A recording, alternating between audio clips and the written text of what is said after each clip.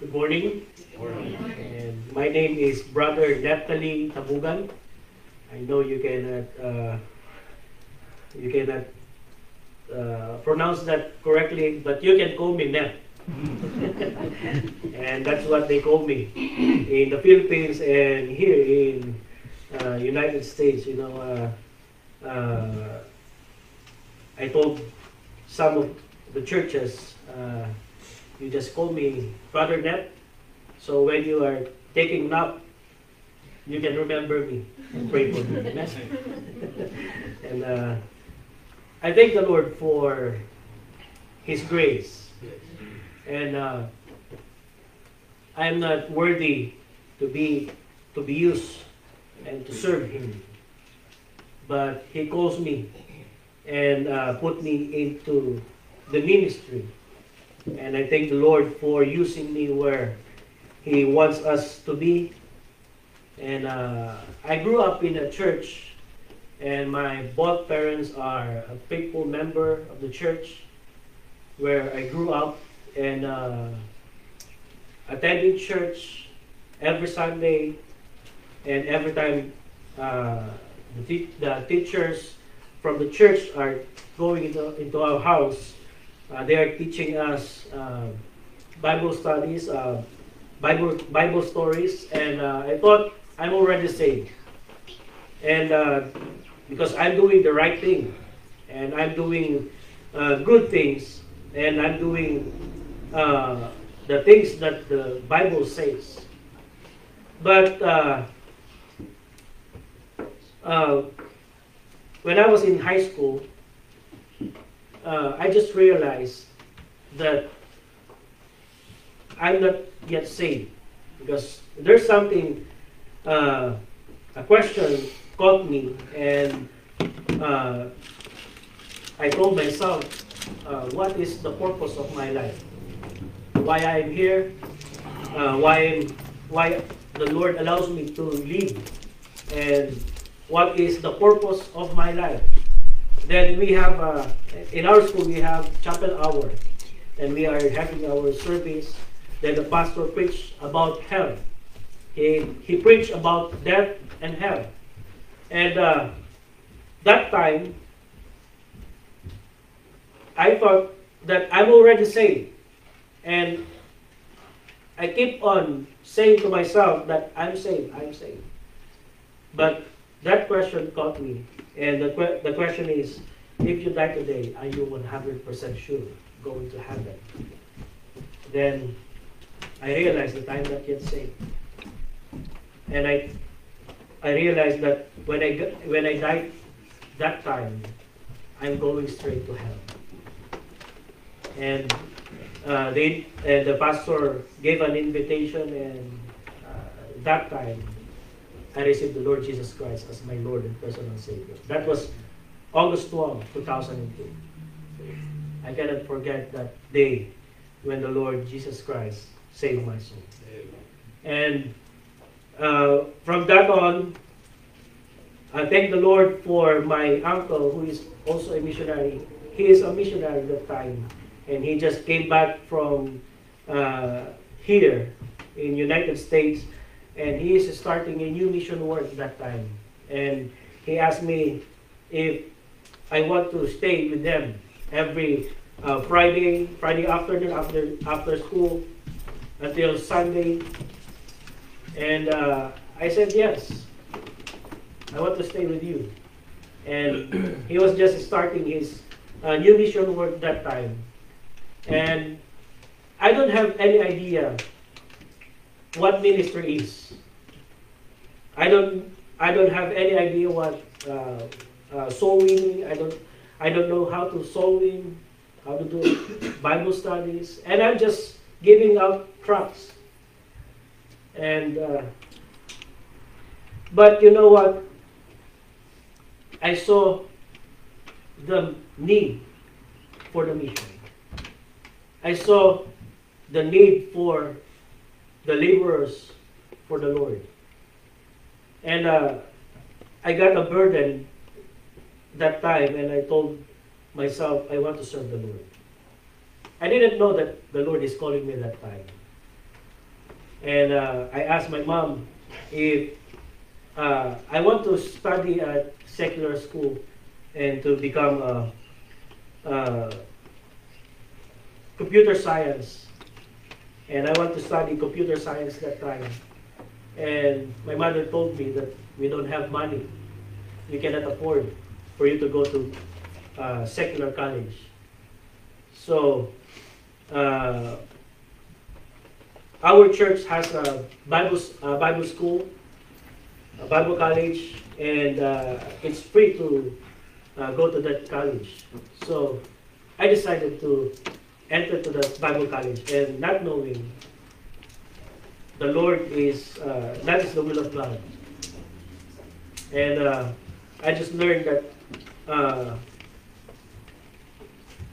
Philippines, or every country, needs to have the servant of God.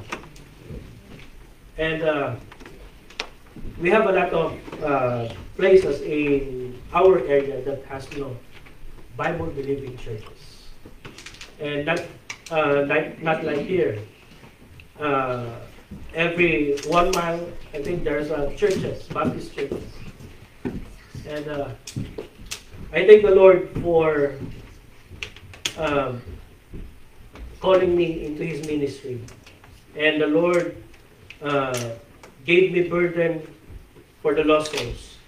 And that time, I'm praying that the Lord will use me, and I gave my life to the will of God.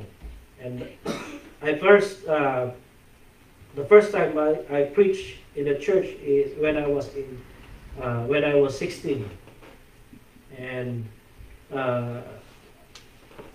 I didn't know about how to preach or how to study the Bible. I just read, then prayed, then asked the Lord for what His will.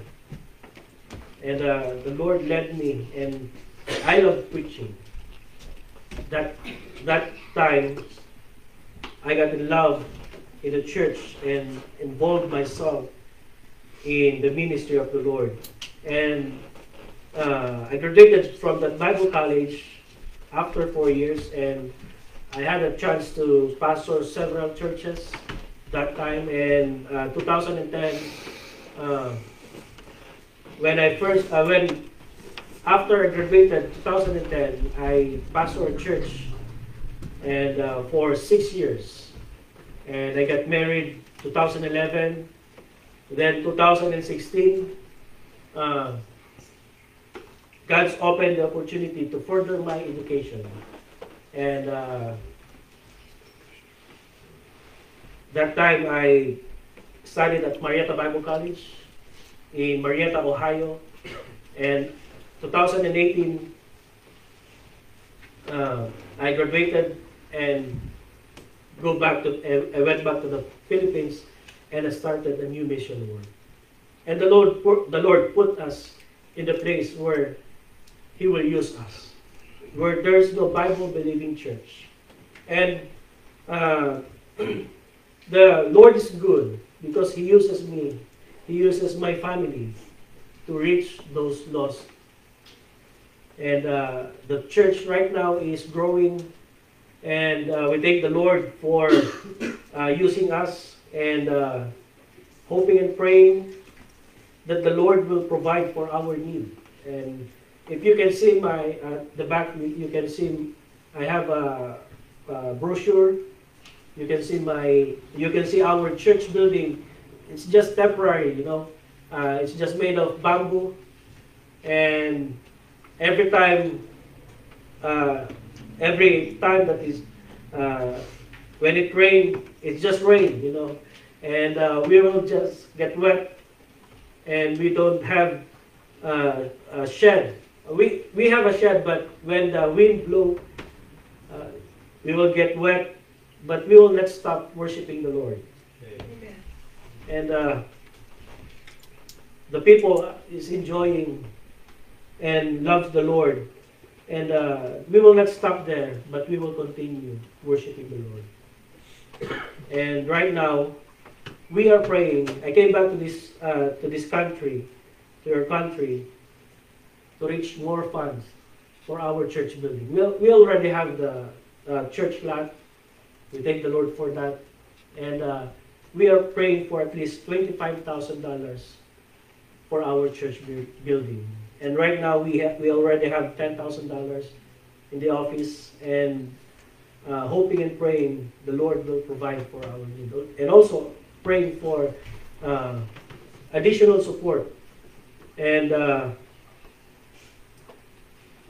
I'm praying that the Lord will use churches, individuals, families, and friends that will support us into His ministries, into God's ministry in the Philippines. And there's a lot of ministries that are open in the Philippines right now.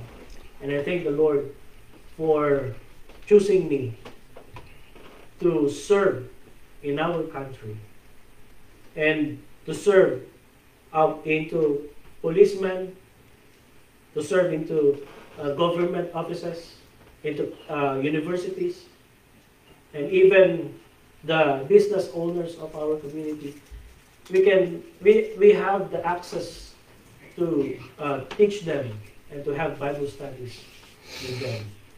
And we thank the Lord, but sometimes we don't have the resources.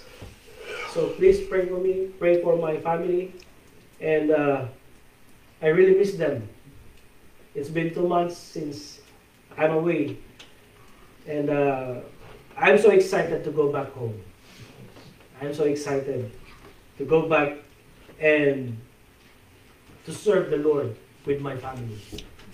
And my youngest son, he's 4 years old, and he's keep on asking me when I'm going back home, because he's excited, not me, not because of me, but because of the toy that he wants.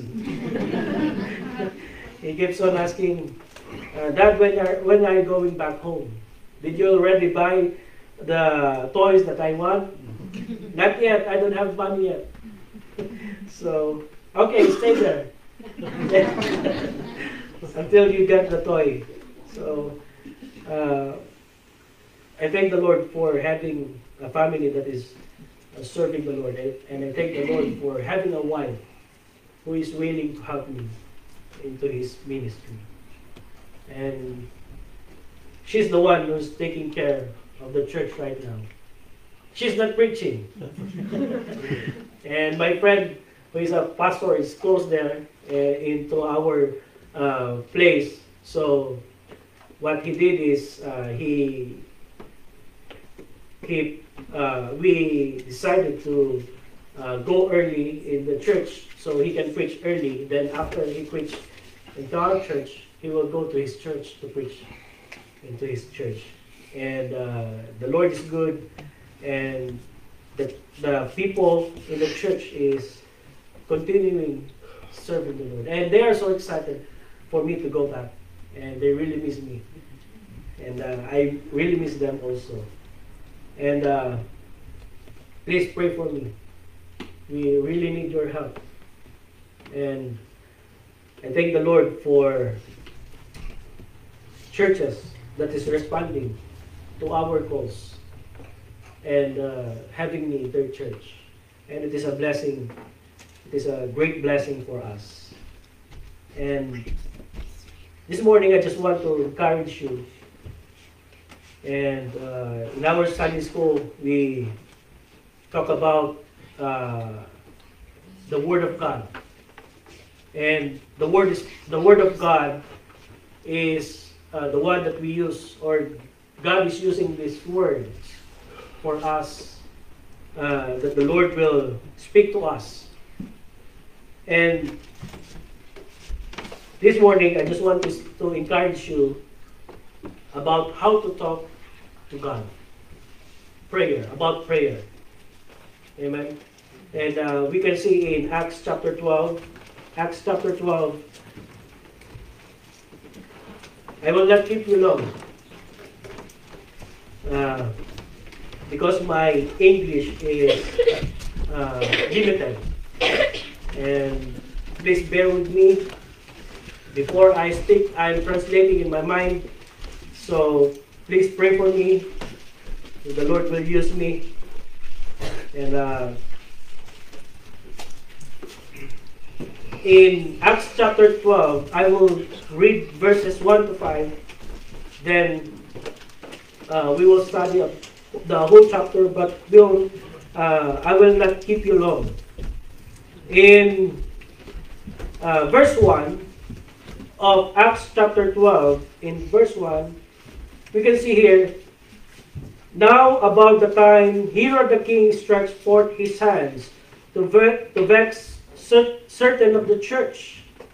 And we can see that Herod was persecuting the churches. And in verse 2, and he killed James, the brother of John, with a sword. And because he saw it pleased the Jews, he proceeded further to take Peter also. Then were the time of unleavened bread. And when he had apprehended him, he put him in prison and delivered him to 4 quaternions of soldiers to keep him, intending after Easter to bring him forth to the people. And in verse 5, we can see, Peter therefore was kept in prison, but prayer was made without ceasing of the church unto God for him. Let us pray. Dear God and Heavenly Father, Lord, we thank you for this morning. We thank you, Lord, for your word. We thank you for the opportunity that we can look to your word, O God. We thank you, Lord, for this opportunity that we can study your word. And please, Lord, help us. Give us knowledge, O God. Give us wisdom to understand your word. And Lord, help us to look to your word, O God. And we pray this in the most precious name of our Lord Jesus Christ. Amen and amen. We can see in verse 1 that Herod was persecuting the church at this point of time. And in verse 2, we can see that he killed James, the brother of John, with a sword. And maybe at this point of time, the Christians are afraid because they saw that Herod was persecuting the church. And in verse 3, we can see that Herod saw that when he killed James, the brother of John, it pleased the Jews. The Jews were so happy that time. So he proceeded further. And he took Peter to be the next victim. And he put him in prison. And his intention is to kill him. He will bring Peter into the people, and he will kill Peter in front of many people. So the Christian will be scared, and they will fear Herod, and Herod will be popular at this point of time. And Herod was just starting to be a king, and he wants to be famous that time. So he's killing Christians at this point of time. Not just Christians, but the leaders of the church. And it is very interesting that Christians at this point of time, they didn't go away. They didn't hide. They don't go to other places. But we can see in verse 5, Peter therefore was kept in prison, but prayer was made without ceasing of the church unto God for him. They go to one place, they gathered together, and they prayed. Not just prayer, but prayer was made without ceasing. Amen? They prayed for Peter. The title of our message for today is Something Will Happen When God's People Pray. Something will happen when God's people pray. And there are 3 things that happen here in this chapter. Number one, in verse 6, and when Herod would have brought him forth the same night, Peter was sleeping. Amen? Isn't it interesting that Peter was sleeping? He was sleeping even though Peter knows that he will be killed the next days. And he was in the prison. And he was guarded with 16 soldiers. And he has this chains in his arms. And there's no way that he can go out on that prison. But he was sleeping. When God's people pray, we can have the peace. Amen. Peter has this perfect peace. Why? Because he was sleeping. If we are in Peter's situation, we cannot. There's no way that we can sleep, right? If we have some problems in our lives, we cannot sleep. If we have something that bothering us, we cannot sleep. But Peter was sleeping. Why? Because God's people is praying. The church is praying. The church is praying for him.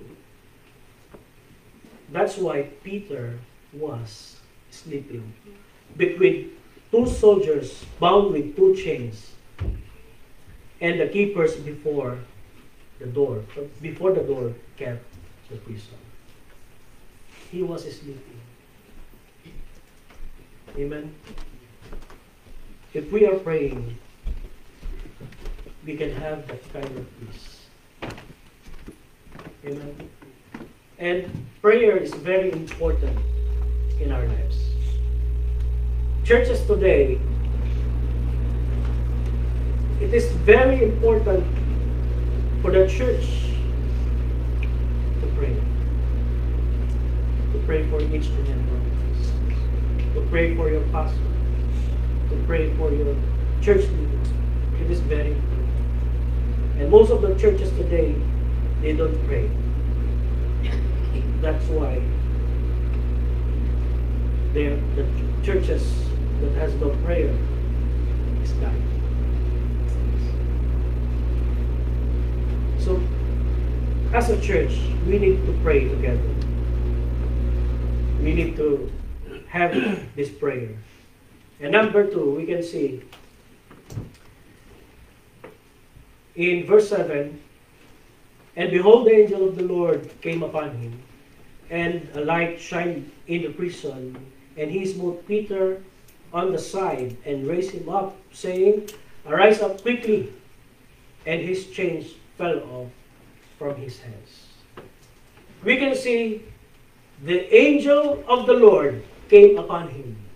And at this point of time, Peter was sleeping. And he smote Peter on the side. And Peter woke up, and the angel said, Rise up quickly. Wake up, Peter, wake up. And his chains fell off. And we can see when God's people pray, we can see the power of God. We can see the power of God. If we will read the following verses, Peter went out on that prison without hassle, without the soldiers that is keeping him is also sleeping that time, and they don't know that Peter was going out at that time. And in verse 9, we can see that Peter thought that when he was going out of on the prison, he's just dreaming. He's just dreaming that time And we can see in verse 10, and when they were past the first and second ward, they came to the iron gate, the iron gate that leadeth unto the city, which opened to them of his own accord. And they went out and passed on through one street, and forthwith the angel departed from him. And in verse 11, and when Peter was come to himself, he said, Now I know for a surety that the Lord had sent his angel and had delivered me out of the hand of Herod and from all the expectations of the people of the Jews. We can see that Peter came to himself. It means that Peter was awake at this point of time. And we can see, now I know for a surety, the Lord had sent his angels. He knew that the Lord is working. He did something. God did something. And he sent his angel to go out on that prison. He saw the power of God. If we start praying, we can see the power of God in our lives. I'm traveling thousands of miles while staying here in the United States. And just last week, or 2 weeks ago, I was in Hertford, North Carolina. And from Marietta, Ohio to Hertford is about 9 hours. And I drove for, I think that was 11 hours. And I came to the place where I'm staying, Satan's Son. And in the Philippines, I don't drive that long. I never drove that long. And if you are driving in the Philippines, the traffic is crazy. You know, motorcycles will overtake you, then they will cut you in the front. You know, and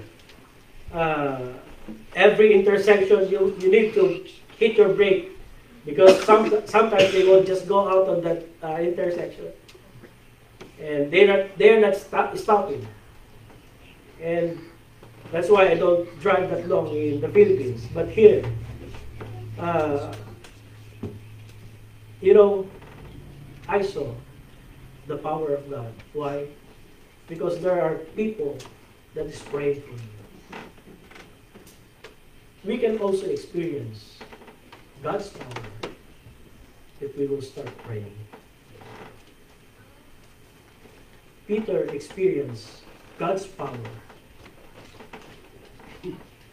because the church is praying for him. So prayer is very important. And number 3, in verse 21, it says here, And upon the set day, Herod, arrayed in royal apparel, sat upon his throne, and made an oration unto them. And the people gave a shout, saying, It is the voice of a God, and not of a man. And immediately the angel of the Lord smote him, because he gave not God the glory. And he was eaten of worms, and gave up the ghost. And in verse 24, But the word of God grew and multiplied. But the word of God grew and multiplied. At first, they experienced persecutions. They are experiencing a very serious persecution because they took the leader of the church. But the people of God, the member of the church, they didn't stop, but they prayed. They didn't stop serving God, but they prayed. They started praying. And they experienced the peace, the power of God. And we can see here, when God's people pray, we can have the victory. Yes. Amen. Amen. We can have the victory. The Word of God grew and multiplied. Amen. You know what? Why prayer is very important?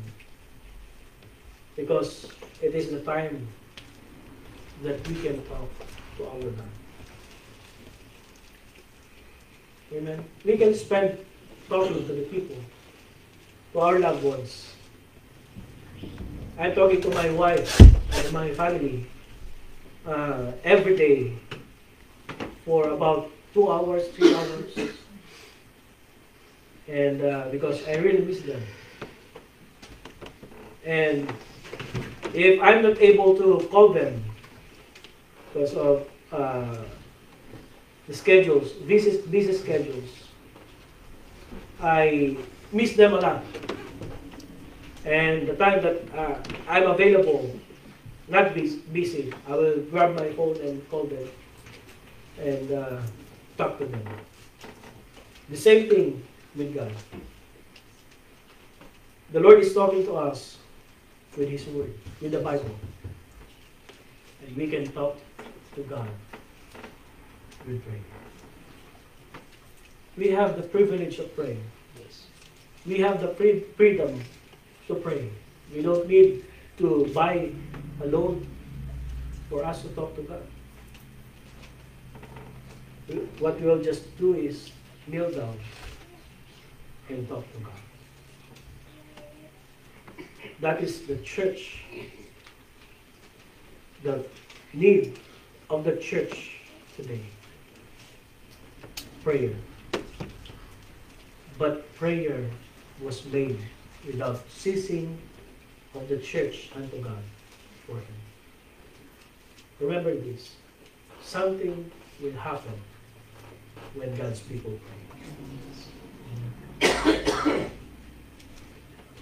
I thank the Lord for this opportunity. I thank God for allowing me to serve Him. And there's a lot of things that I want to do for the Lord. So please pray for me.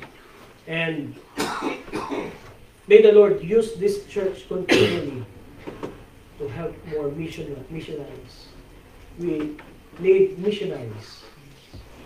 And personally, I'm also supporting local pastors in the Philippines that are not able to come over here to raise support. And I really want them, I really want to have them more. And please pray for me. I'm raising support not only for myself, for ourselves, not for only for our ministry, but for the other pastors that are in need. And we thank the Lord for having Pastor David. We thank the Lord for, because you have Pastor David. Amen? He's young. I remember when I first pastored a church, I was 18 years old. And it's very hard for me to preach to old folks. You know. And I remember when I pastored the church, the last church that before I went over here, it is my mother's, on my mother's side, they are my relatives. And they are my uncle, my grandfather, grandmother. And, you know, preaching to them is hard. And sometimes I experience, I'm talking to the old man, and he told me that you're just starting. I'm already going back He told me. And he just want to say that I know more about the Bible, but you're just starting. So, your pastor needs prayer. And thank you so much once again. Thank you so much. Please pray for me. And thank you so much, Pastor David, for having me here. And may the Lord bless you.